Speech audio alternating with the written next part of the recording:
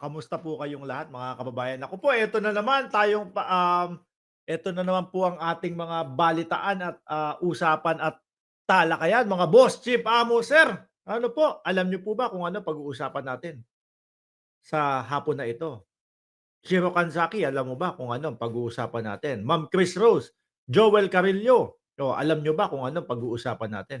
Aba, maiinit ang ating pag-uusapan sa hapong ito. Kaya po, kung kayo ay hindi pa nakasubscribe dito sa ating channel, pindutin nyo lang ho yung subscribe button sa ilalim, no? Upang sa ganon, kayo po ay laging i-notify ni YouTube pag umpisa na ho ang ating live stream, mga bossing, no?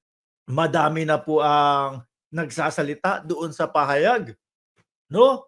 Umpisahan natin dito po, mga bossing, doon sa Las Piñas. Ayan, madami na po ang nagsasalita doon sa pahayag, mga bossing, ni Senadora Cynthia Villar. Miski ho tayo, wait lang. Ano yan? Eh, bakit kailangan merong pangungonsensya? Ano?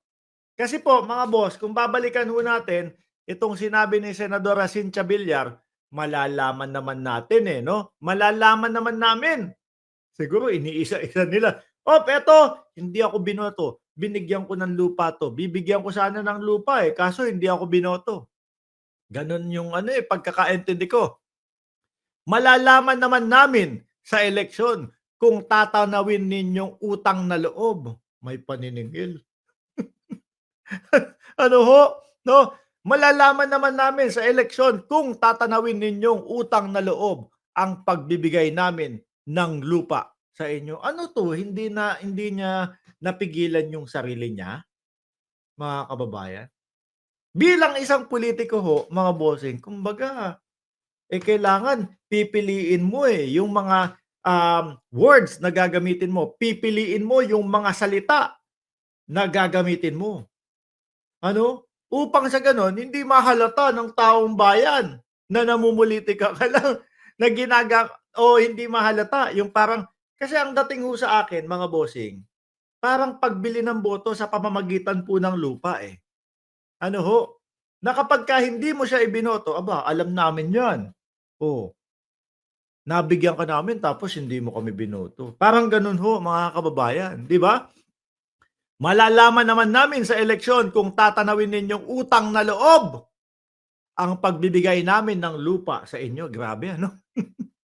Parang manliliit ka dito kapagka naka-receive ka ng lupa galing sa kanila 'no? Na galing naman po sa pondo ng bayan, mga bossing, o lupa ng bayan naman po, hindi yung mismong sa kanilang lupa. Sana ipakita ninyo sa amin na kami ay susuportahan ninyo sa darating na 2025 election. Sabi ni Shiro Kansaki, vote buying lupa edition. Huwag iboto ang Aguilar Villar. Sabi dito, sana ipakita ninyo sa amin na kami ay susuportahan ninyo sa darating na 2025 election kasi pag hindi nyo pinakita sa amin, grabe, may banta. Nakakatakot. Baka magbago ang isip namin tungkol sa pagbibigay sa inyo ng lupa. Ibang klase. Tingin ko, ewan ko, hindi ko maintindihan. Alam ko naman matatagal ng mga politiko ito, mga kababayan.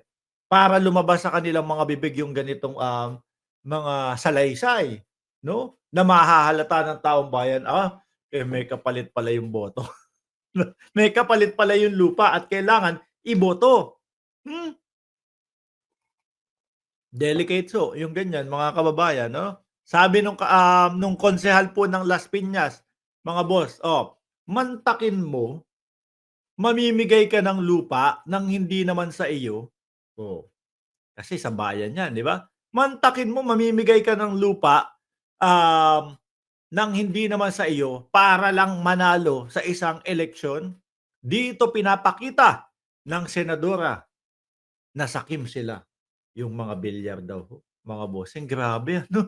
Ako ho hindi ko ini-expect na lalabas po yung mga ganitong salaysay sa isang senadora na ang alam ko, ang haba na ng panahon na sila po ay nasa politika, mga kababayan. Kasi hangga't maaari ho ang gagawin niyang mga 'yan, itatago, eh, 'no? Pagtatakpan yung kanilang sarili doon sa talagang pakay nila. Dahil kapagka nalaman, naramdaman ng sambayan ng Pilipino, ay naku, hindi ho sila iboboto, ay ganito pala ito. Kaya mamimigay ng lupa kasi kailangan ganito, kailangan iboto, 'no? Sabi ni Mario Bautista, "Hoy mga DDS, alam ba ninyo ang law of supply and demand kaya di maibaba ang presyo ng bigas?" Wag na pong mainit ang ulo ninyo, Sir Mario. Eh, talagang mahina po mga kokote niyan. Oh, basa tayo ng comment dito mga bossing. No, kasi gusto kong mas maliwanagan, eh. Oh, do'n sa comment diyan ng post na 'yan mga kababayan, sabi dito tuloy, Jerome Pascua. Oh, big no to Villar this 2025 election. Kakahiya ka, desperada, trapo, Villar, 'no? Sabi pa nung isang nagkomento, ganito gawin mo Councilor Mark Anthony Santos. Kala ko Ramos, eh.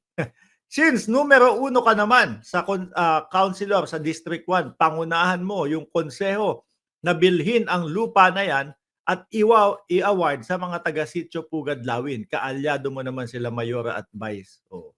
Win-win din yan kahit na mga nasyonalista sa konseho. Sabi, puro wag iboto ho. Sabi nung isa, masiba, malala pa to sa naghihikahos sa tindi ng pangangailangan. Walang kakontentuhan at kabusugan. No? Marami ho ang nagsasabi, mga bossing. No? Kaya daw po, patuloy ang pagtakbo at kailangan ang Villar lahat nasa nakaposisyon dahil daw po doon sa negosyo nilang tungkol sa lupa ho. Sabi ni Magno Villarreal, hindi na din dapat ibinoboto yan. At meron pa ho kumbaga, di ba naalala nyo si Senator Manny Villar, dating Senador Manny Villar. Ang haba din po ng itinagal nun sa Senado, mga bossing. At nung matatapos na ang kanyang termino, kailangan merong humalili, may umagapay. No? At diyan nga po ang pagpasok ni Senadora Cynthia Villar. Talagang kailangan. Talagang kailangan secure yung mga posisyon sa gobyerno. Sabi ni Techie Mind, kumakaway lang. At si Sel Ordonez, no? Ordonez. Shout out sa inyo. Biruin niyo ho yun, mga bossing. Hindi ko ine-expect na magsasalita o magsasabi ang isang senadora ng ganyan na kailangan iboto nyo kami. Dahil baka magbago ang isip namin kapagka hindi nyo kami ibinoto. Baka yung ibibigay na namin sana sa inyong lupa, hindi pa matuloy. Yung mga tipong ganyan. Syempre ikaw, mga boss, di ba? Kunyari ako, naku, kailangan ko ng lupa. Naku, kailangan iboto ko na si Madam Cynthia Villar, no, para matuloy. Malaking menos din sa akin yun. Unang-una, meron na akong lupa. Pangalawa, hindi na ako uupa ng tinitirhan ko. Gano'n na magiging thinking ng mga botante, mga kababayan. Di ho ba? Kaya nasabi ko na hindi ba parang vote buying ito? Lupa edition, sabi nga ni Shiro Kansaki. Di ho ba? Sablay talaga si Cynthia Villar. Mayabang talaga yan si Cynthia Villar. Dapat yan makahanap ng katapat.